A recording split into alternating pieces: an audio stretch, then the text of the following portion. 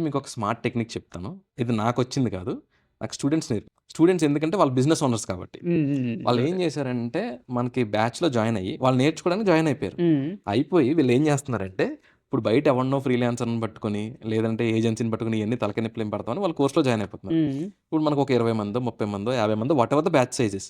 అందులో ఈ స్టూడెంట్స్‌లో ఎవరు బాగా పెర్ఫార్మ్ చేస్తున్నారో చూసుకుంటున్నారు. వాళ్ళ ఓకే. బ్యాచ్‌లో ఎవరు బాగా పెర్ఫార్మ్ చేస్తున్నారో చూసుకొని, ఎలాగో మన దగ్గర ఏంటంటే మనం లైవ్ ప్రాజెక్ట్స్ మీద వర్క్ చేపిస్తాం కాబట్టి, ఇందులో ఆల్రెడీ బిజినెస్ ఓనర్ ఉంటే గనక వాళ్ళ వెబ్‌సైట్‌ని ఈ స్టూడెంట్స్‌తోనే వాళ్ళు తయారు చేపించుకోవడం. హ్మ్. ఓకే. అగైన్ ఫ్రీగా కాదు. వాళ్ళకి ఖచ్చితంగా వాళ్ళు చేయించుకుంటే బడ్జెట్ అలొకేట్ చేస్తున్నాం.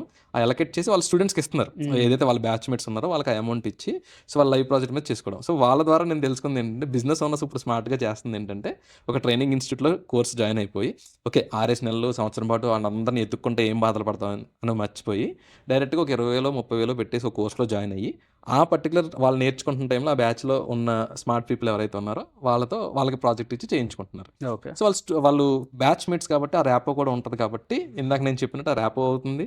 మీకు వాళ్ళు కూడా ఫ్రెషర్స్ కాబట్టి ఐ మీన్ స్టార్టింగ్‌లో స్టేజెస్‌లో ఉన్నారు కాబట్టి బడ్జెట్ ఫ్రెండ్లీగా ఉంటుంది. అండ్ లాస్ట్ పాయింట్ ఒకటే మీకు సాటిస్ఫాక్షన్ అవ్వదు. ఏదైతే వాళ్ళకి పాస్ట్ ఎక్స్‌పీరియన్స్ ఉందా లేదా అనేది నేను సాటిస్ఫై అవ్వదు. అది ఆ పాయింట్ సాటిస్ఫై అవ్వదు. కాకపోతే అందరూ అండర్ వన్ హబ్ ఇప్పుడు నా దగ్గర నేర్చుకుంటారు కాబట్టి వాళ్ళందరికీ తెలుసు కాబట్టి ఆయనకి కూడా అవగాహన ఉంటది కాబట్టి బిజినెస్ అనేది.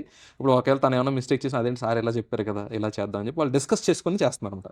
It's more of a team work అవుతుందన్నమాట. ఇన్‌స్టెడ్ ఆఫ్ మనం ఒక ఫ్రీలాన్సర్‌కి, ఏజెన్సీకి ఒక క్లయింట్‌లా ఇచ్చాం అన్నట్టు కాకుండా ఫ్రెండ్స్ లాగా కలిసి చేసుకుంటున్నారన్నమాట. ఇక్కడ కాకపోతే వాళ్ళకున్న ప్లస్ ఏంటో నేను చెప్తాను.